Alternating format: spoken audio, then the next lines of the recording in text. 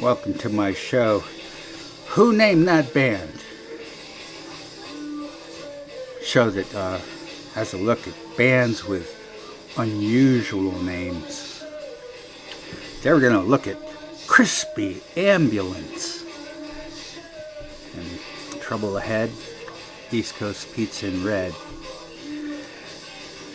Crispy Ambulence from Manchester. They're a post-punk band formed in 1977 by Keith Derbyshire, bassist Robert Davenport on guitar, Alan Hempsall on vocals, and Gary Madeley on drums.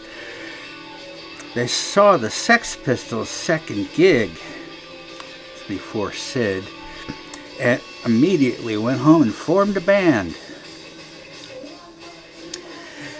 The Crispies played their first gig in 1978 at a youth center. They self-released a single. It's called From the Cradle to the Grave in 1980. And then joined Factory Records, an indie label in Manchester. The album, The Plateau Phase, got good reviews. Also, in 1980, Crispy singer Alan Hempsall stood in for Ian Curtis of Joy Division, who had suffered an epileptic fit. Probably too much of those light shows. The show descended into a riot.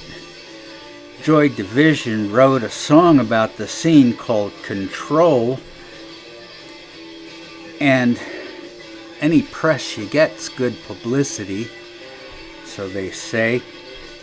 Crispy Ambulance toured the UK and went to Europe for a short tour with Section 25. And they also recorded a session for John Peel's BBC Radio 1 show in 1981.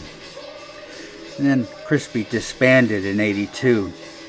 Their live album, Finn, was considered a posthumous performance. Frozen Blood was released from the John Peel program. And the Four Crisps carried on as Ram Ram Kino. And they released one single, Advantage, on Temple Records. They performed in 1999 and released two studio albums, Scissor Gun in 2002 and The Powder Blind Dream in 2004, and another live album, Accessory After the Fact, all produced by Graham Massey of 808 State. In the commentary for the 2002 film 24-Hour Party People, Tony Wilson of Factory Records said that while he liked the music of Crispy Ambulance, he felt that their band name was the worst of all time.